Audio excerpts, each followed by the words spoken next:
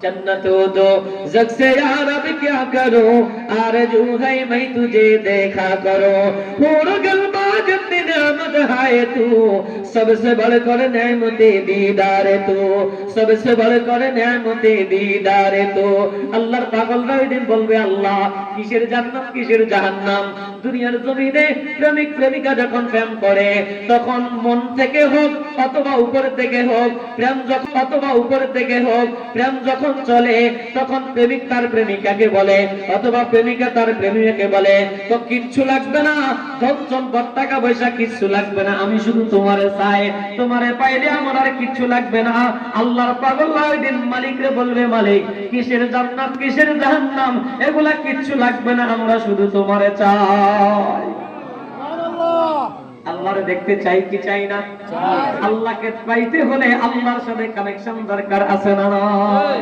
রব্বি করিম বলে ও বান্দা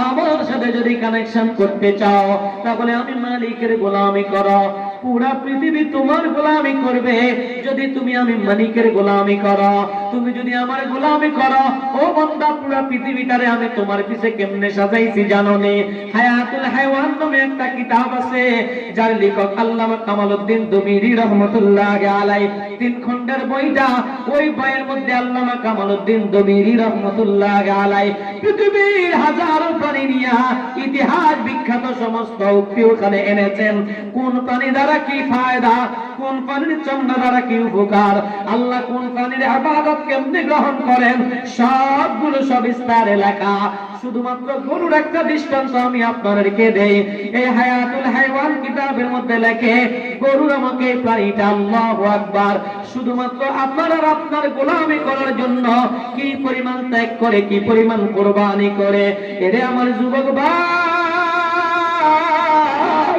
দুনিয়ার জমিনে এমন কোন মা নাই পৃথিবীর দুনিয়া একদিকে তার সন্তান আরেক দিকে মা তার সন্তান যখন প্রসব করে মা তার সন্তানটাকে রাইখা দূরে কোথাও যায় না মা রান্না করে গেলে সন্তান মায়ের কোলের মধ্যে মা ওয়াশরুমে গেলে সন্তান তারে কারোর জিম্মায় দেয়া যায় মা হাঁটতে গেলে সন্তান মায়ের কোলে মা গাড়িতে উঠলে সন্তান মায়ের কোলে 24 ঘন্টায় সন্তানটাকে মা নজরে নজরে নজরে নজরে রাখে এরপরে সন্তান যখন ঘুমায় মা বারবার দেখে সন্তান ঘুম থেকে উঠে কিনা না উঠলেই না জানি খাট থেকে গড়ায় পড়া যায় মা বারবার নজরে রাখে ছোট্ট মেয়েটাকে বসা দেয়া যায় আব্দুল করিম আব্দুল রহিম তোমার বোনটাকে দেখে রাখো আমার আল্লাহ কয় বান্দা গরু তো মা হয় ছাগল তো মা হয় বেড়া বকরিও তো মা হয় কিন্তু ওরা ওদের সন্তান গুলা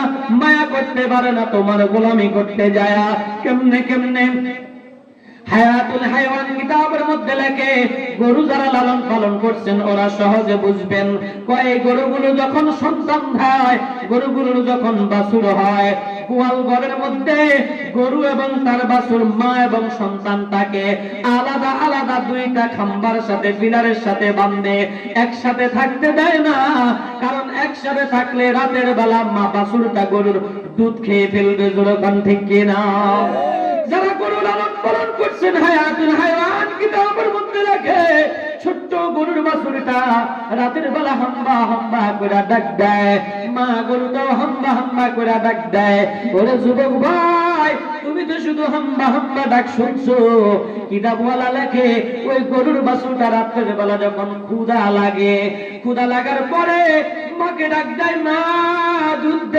দাও আমার বড় ক্ষুধা লাগছে মা দুধ দাও মা গরুটা হাম্বা করে ডাক দেয়া কয় বাবা ইচ্ছা থাকলেও তোরে দিতে পারবো না তুই আলাদা আমি আলাদা দুনিয়ার জমিনে আসমানওয়ালা বলেন আমাদের এক নাম্বার মালিক আসমানওয়ালা দুনিয়ার একজন মালিক দিছে আমাদেরকে বলছে তাদের গোলামি করার জন্য ওই আসমানের মালিকের হুকুম পালন করতে যায় জমিনের মালিকের গোলামি করার কারণে আমি মা হয়েও তোরে দুধ দিতে পারি না অপেক্ষা করো রে বাবা সকাল যদি হয় আসমানের নির্দেশে জমিনের মালিক নেওয়ার পরে বাকিটা তোমারে দিব।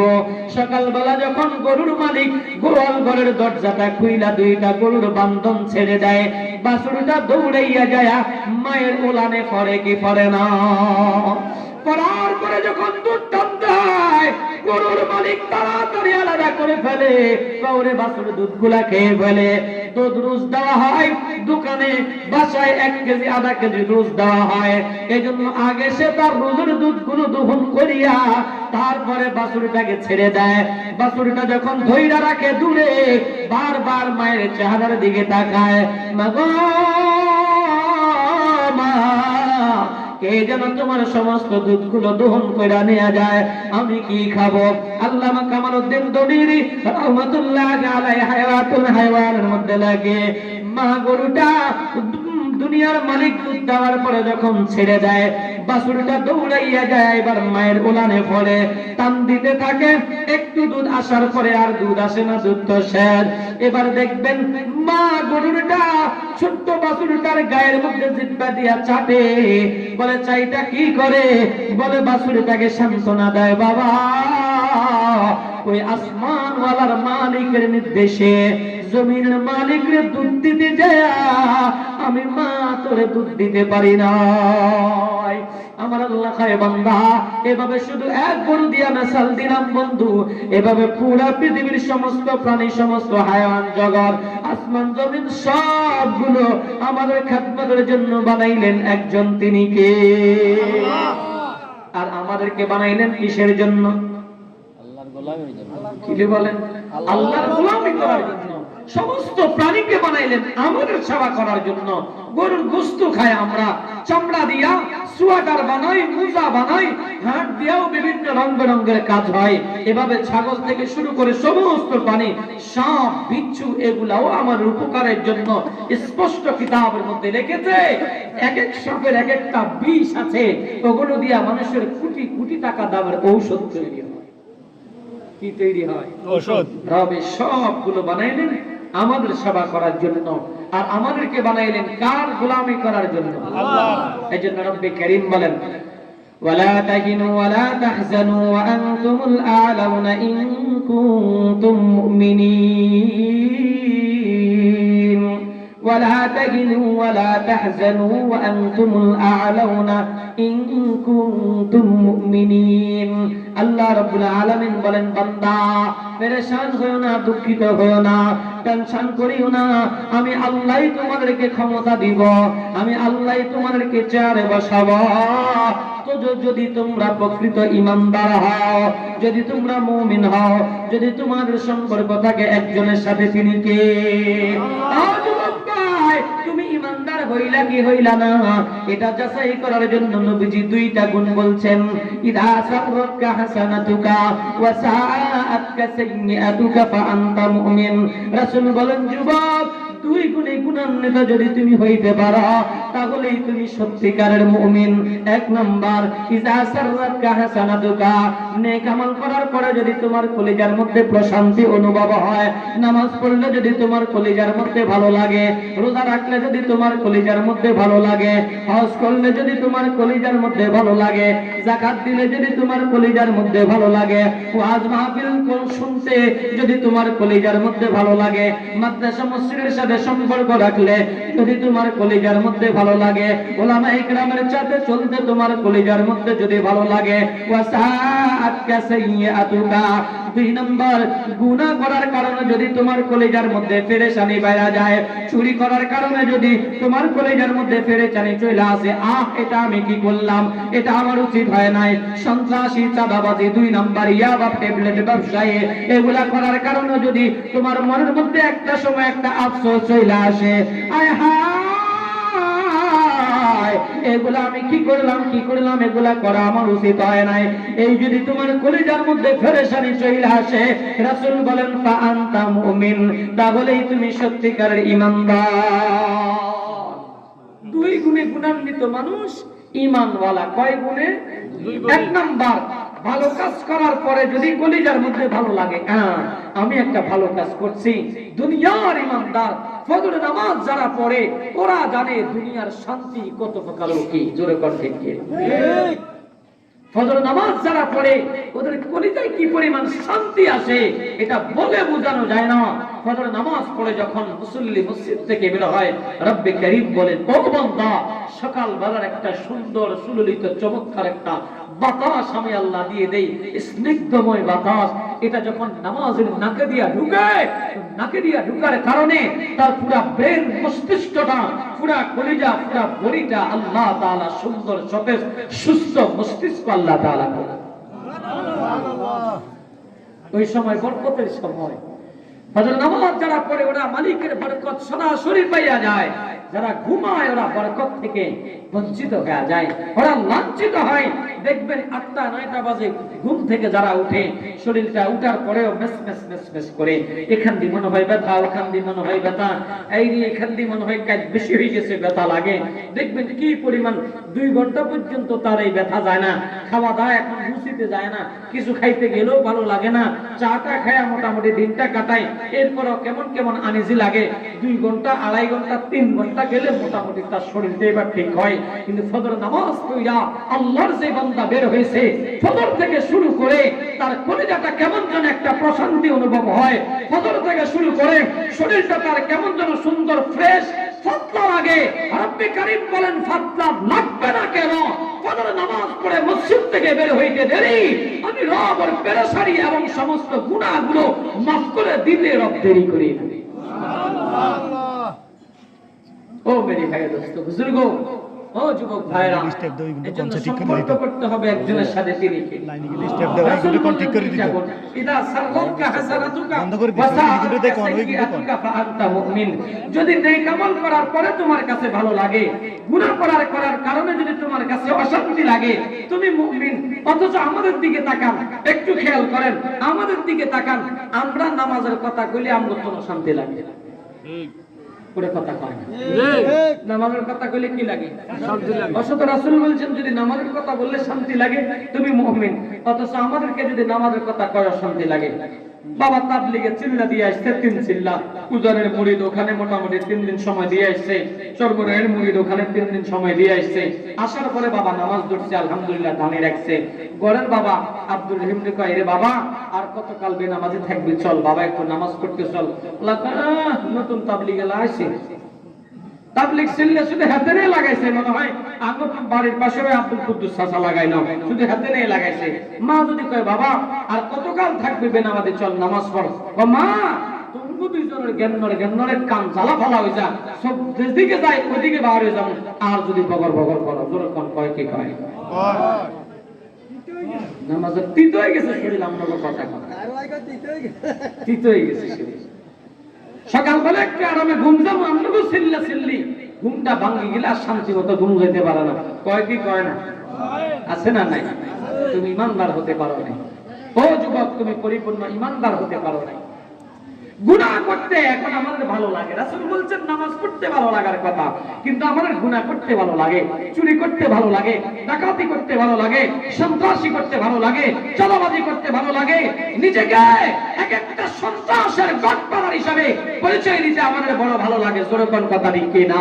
ও যুবক ভাইরা, সন্ত্রাস চাঁদাবাজ মুক্ত হওয়ার জন্য আগে আমাকে আর তোমাকে নামাজি হতে হবে। দুনিয়ার কোন দল যত দলের পিছনে তুমি সময় দিবা, নেতা তো পালাবে, তুমি এলাকায় থাকতে হবে, তুমি মাইর খাইতে হবে। কেন তুমি আরেকজনের জন্য নিজের জীবন বিপন্ন করবা? জীবন যদি দিতে হয় আল্লাহ এবং তার রাসূলের জন্য দিব, দুনিয়ার কোন নেতা নেত্রীর জন্য জীবন দিব না। যুবক রাজি আছি না নয়? কারা কারা রাজি আছি? মালিককে দুহাত তুলে দেখাই। নারে তাকবীর, নারে তাকবীর। কোরআন সুন্নাহর আলো, কোরআন সুন্নাহ যেখানে, আলেম ওলামা যেখানে, ইসলাম আছে যেখানে, নারে তাকবীর। আমার কৃষক ভাই, শ্রমিক ভাই, একটি কথা বইলা যায়, বলতাম না? আমার কৃষক ভাই, শ্রমিক ভাই, একটি কথা বইলা যায়, জেনে রেখো ইসলাম ছাড়া শান্তি কোথাও নাই, ঠিক কি না? আমার কৃষক ভাই, শ্রমিক ভাই, একটি কথা বইলা যায়, জেনে রেখো ইসলাম ছাড়া শান্তি কোথাও নাই। সুখের মালিক আল্লাহ তাআলা, অন্য কেউ নাই। সুখের মালিক আল্লাহ তাআলা, অন্য কেউ নাই। আমার কৃষক ভাই, শ্রমিক ভাই, একটি কথা বইলা যায়, জেনে রেখো ইসলাম ছাড়া শান্তি কোথাও নাই। জেনে রেখো ইসলাম ছাড়া শান্তি কোথাও নাই। দেখলাম কত নেত্রী নেতা মিঠা মিঠা বললো কথা, দেখলাম কত নেত্রী নেতা মিঠা মিঠা বললো কথা, নিজের কাজে ব্যস্ত তারা, তোমায় দেখার সময় নাই, ঠিক না? নিজের কাজে ব্যস্ত তারা, তোমায় দেখার সময় নাই। আমার কৃষক ভাই, শ্রমিক ভাই, একটি কথা বইলা যায়, জেনে রেখো ইসলাম ছাড়া শান্তি কোথাও নাই।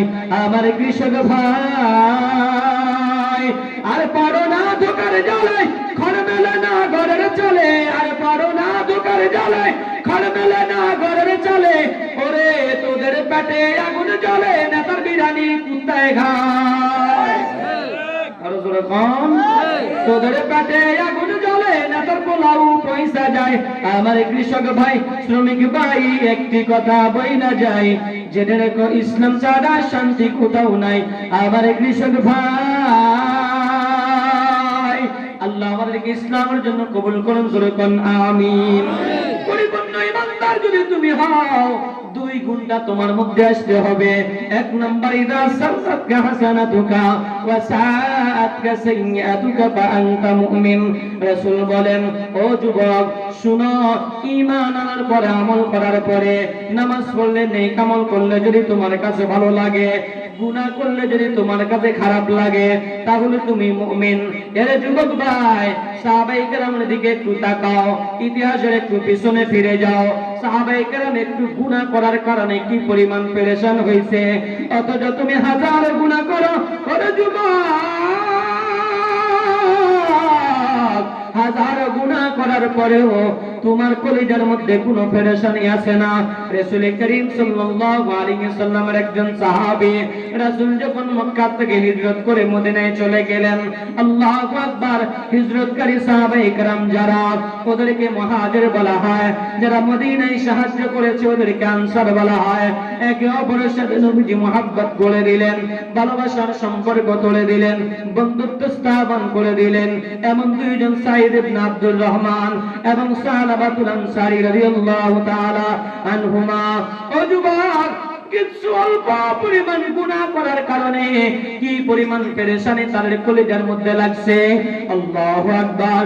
এই দুইজন নবীজি বন্ধুত্ব স্থাপন করে দেওয়ার পরে একে অপরের সুখে সুখী, দুঃখে দুঃখী হয়।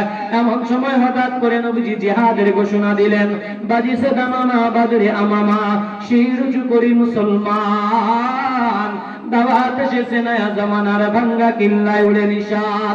নবীজি জিহাদের ডাক দেয়। সাঈদ ইবনে আব্দুর রহমান বলেন, সালামা, শুনো সালামা, আমি নবীজির সাথে জিহাদের ময়দানে যাইব। আমার স্ত্রী সন্তান তোমার কাছে আমানত রেখে গেলাম, আমানতে খেয়ানত করিও না। জিম্মাদারি দিয়া সাঈদ ইবনে আব্দুর রহমান জিহাদের ময়দানে চলে গেছে। সালামা বাড়ির মধ্যে আছে, সবগুলো দেখাশোনা করে। সালামার কলিজার মধ্যে শয়তান ধোঁকা দিয়া ফেলছে। الشيطان عدو مبين। শয়তান মানুষের প্রকাশ্য শত্রু, শয়তান মানুষের চির শত্রু।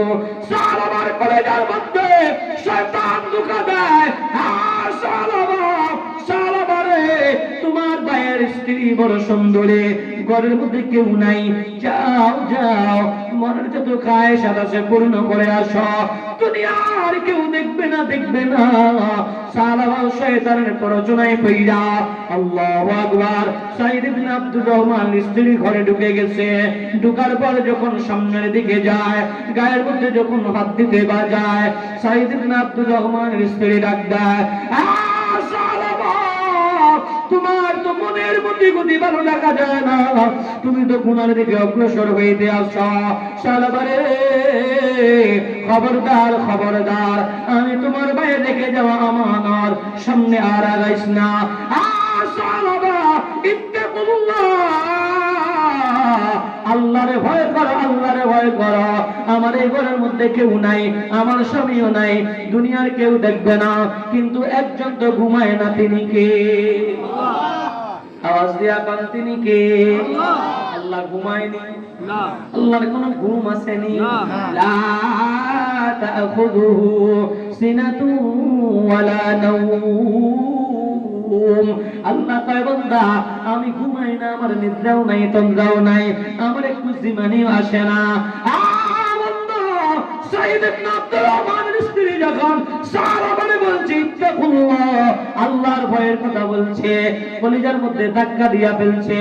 যুবক ভাই, তুমি তো কলিজার মধ্যে তোমার মালিকের ভয় নাই, তোমার কলিজার মধ্যে প্রশাসনের ভয়, পুলিশের তুমি ভয় করো, দাঙ্গা পুলিশকে তুমি ভয় করো, র‍্যাব আর্মিরে তুমি ভয় করো, অথচ তুমি মালিককে ভয় করো না। দুনিয়ার যে অফিসে সিসি ক্যামেরা আছে, ওই অফিসার ওখানে ঘুষ নেয় না। যে মাদ্রাসা মসজিদে সিসি ক্যামেরা আছে, ওখানে ছাত্র শিক্ষক অনিয়ম করে না। রব্বে কারীম বলে বান্দা আমি কতগুলো সিসি ক্যামেরা লাগাইছি, তুই কি দেখো না? এই জমিনটা একটা সিসি ক্যামেরা, জমিনের কোন জায়গায় কে কি করে হাসর ময়দানে সবগুলো বলে দিবে। তোমার ডানে বামে দুইটা সিসি ক্যামেরা, এরা তোমার নেক আর বদ লিখতে আছে, কি করবার না করার সবকিছু ডাইরিমেন্টিং হয়। রব্বে কারীম আরশে আজিম থেকে তাকায় রইছে, ওটা একটা সিসি ক্যামেরা, ওটার মধ্যে অডিও ভিডিও রেকর্ড হয়। এর যুবক, দুনিয়ার হাসি, দুনিয়ার সিসি ক্যামেরাকে অস্বীকার করার সুযোগ আছে রে, কিন্তু মালিকের সিসি ক্যামেরা অস্বীকার করার সুযোগ নাই। হাসর ময়দানে তোমার সিসি ক্যামেরার সমস্ত অডিও ভিডিও রেকর্ড যখন ছেড়ে দিবে, তুমি কোন জায়গায় কি করছো, রাতের গভীরে কি করছো, সকাল সন্ধ্যায় কি করছো, সবগুলো যখন মালিক চালায়া দিবে, তুমি হয়তো অস্বীকার করবা, জমিনকে অস্বীকার করবা, আর ডানে বামের ফেরেশতারে অস্বীকার করবা, মালিককেও তুমি অস্বীকার করতে পারো। মালিক কয় বান্দা ওই দিন অস্বীকার করলেও কোনো লাভ হবে না। আল ইয়াউমা নাখতিমু আলা আফওয়াহিহিম ওয়া তুকাল্লিমুনা আইদিহিম ওয়া তাশহাদু আরজুলুহুম বিমা কানু ইয়াকসিবুন। আল্লাহ তাআলা বলে বান্দা দুনিয়ার সমস্ত যদি কেমন অস্বীকার করবি রে, হাসর ময়দানে এই মুখ দিয়া যখন তুই অস্বীকার করবি, আমি তোর মুখটা তালা মাইরা দিব। আল ইয়াউমা নাখতিমু আলা আফওয়াহিহিম, তোর মুখের মধ্যে আমি আল্লাহ তালা মাইরা দিব। ওয়া তুকাল্লিমুনা আইদিহিম, তোর হাতগুলো ওই দিন কথা বলবে। ওয়া তাশহাদু আরজুলুহুম, তোর পাগুলো সাক্ষী দেওয়া শুরু করবে। বিমা কানু ইয়াকসিবুন, এই হাত পাও দ্বারা তুমি কি করছো আর না করছো, ওই দিন যখন সবগুলো বলবে রে, যুবক মালিকের সামনে থেকে পার পাওয়ার কোনো সুযোগ নাই। জোরে কোন ঠিক কি না? এই কলেজার মধ্যে মালিকের ভয় ঢুকাও। সালবার কলেজার মধ্যে যখন মালিকের ভয় ঢুকে গেছে, সালবা এক দৌড় দিছে জঙ্গলের দিকে, জঙ্গলের দিকে দৌড় দেওয়ার কয় আল্লাহ আমি গুনাহগার, তুমি গফফার, আমি জালিম জুলুম জাল্লাম, তুমি গাফির গফুর গফফার। ও দয়ার মালিক, আমি অন্যায় করে ফেলেছি, অপরাধ করে ফেলেছি গো আল্লাহ, তুমি আমারে মাফ করে দাও। এই বলে যখন জঙ্গলের দিকে দৌড়ায়, আল্লাহু আকবার, আল্লাহু আকবার, জঙ্গলের দিকে দৌড়ে একান্তে আসে। এইদিকে যুদ্ধ শেষ করে সাইদ ইবনে আব্দুর রহমান বাড়িতে এসে দেখে বন্ধু নাই। কয় রে আমার বন্ধু কই? অপরাধ করেছে, অন্যায় করেছে, জঙ্গলের দিকে চলে গেছে, দৌড়াইয়া জঙ্গলে গেছে। শালাবারে কান্দিস না, চল মদিনায় চল।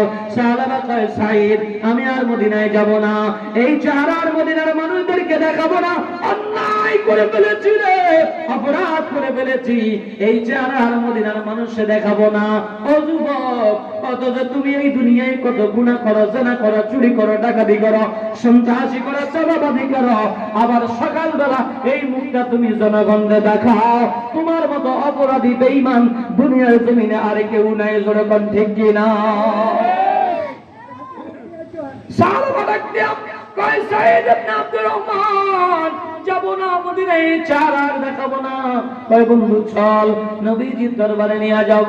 কয় বন্ধু রে যাব, একটা শর্ত, যদি গলার মধ্যে রশি লাগায়া অপরাধী গোলামরে যেভাবে টাইনা নাই, যেভাবে আসামিরে টাইনা নাই, এভাবে যদি আমারে টাইনা নিতে পারো তাহলে যাব।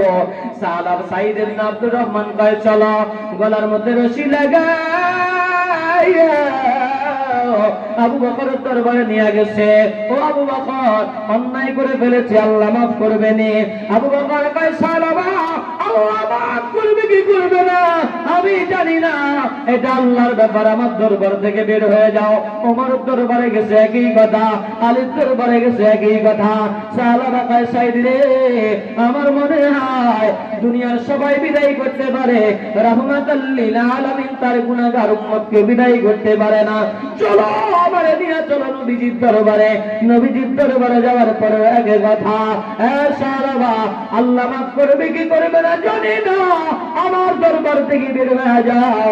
সালামা চিৎকার দিয়া কয় সাইদ রশি ছেড়ে দে, আমার মনে হয় আল্লাহ ছাড়া এই সালামার আর কেউ নাই। এতক্ষণ পর্যন্ত সালামার মেয়ে খামসানাও গলার রশি দইরা বাবারে টানছে। রশি সাইরা দিয়া কয় আব্বা, আবু বকর তোমারে বিদায় করে দিছে গো, ওমর বিদায় করে দিছে, আলী বিদায় করে দিছে, নবীও বিদায় করে দিছে। আল্লাহ এবং তার রাসূল যদি তোমারে মাফ না করে গো, আমি খামসানাও তোমারে আর আব্বা করে ডাকবো না। সন্তান যদি বলে বাবাকে আব্বা বলে ডাকবে না, বাবার কলিজা ভেঙে খান হয়ে যায়। সালামা সাইদ রে ছেড়ে দে, আমার মেয়ে আমারে ভৎসনা করে, তিরস্কার করে।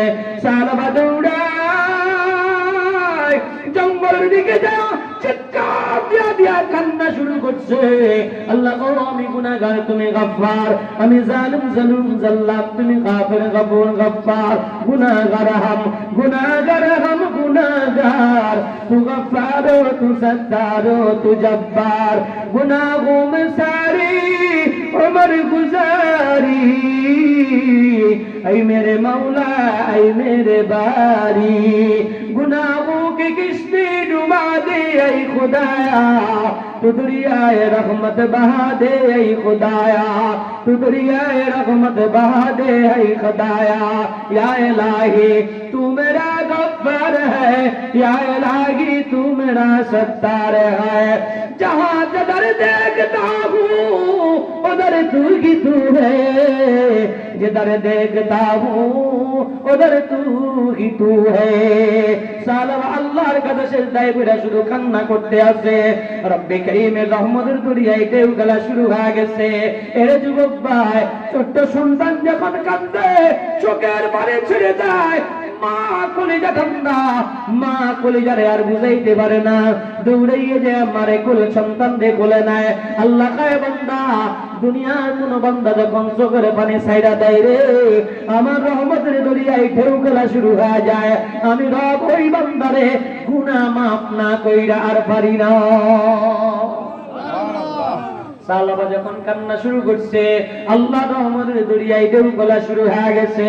আল্লাহ পাঠায় জিবরাইল, কই রে, যাও আমার নবীর দরবারে যাও। নবীর দরবারে যা জিজ্ঞাসা করে জিবরাইল, আল্লাহ জানতে চাইলেন গো, এ আসমান জমিন চন্দ্র সূর্য কে বানাইছে?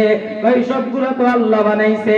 আলাম নাজআলিল আরদা মিহাদা ওয়াল জিবালা আওতাদা ওয়া খালাকনাকুম আজওয়াজা ওয়া জাআলনা নাওমাকুম সুবাতা ওয়া জাআলনাল লাইলা লিবাসা ওয়া জাআলনান নাহারা মাআশা ওয়া বানাইনা ফাওকাকুম সাবআন শিদাদা। এই সবগুলো চন্দ্র সূর্য পাহাড় পর্বত আসমান জমিন, পাহাড় পর্বত নদী নালা সবগুলো একজন বানাইলেন, তিনি কে? আল্লাহ। আওয়াজ দেন না, তিনি কে? আল্লাহু আকবার। জিবরাইল জিজ্ঞাসা করে, মানুষকে বানাইলেন? আল্লাহু আকবার। নবীজি কয়, আল্লাহই তো বানাইলেন। বলে, এই মানুষগুলোর গুনাহ মাফ করনে ওয়ালা কে? বলে, গুনাহ মাফ করনে ওয়ালা তো একজন, তিনি আমার আল্লাহ।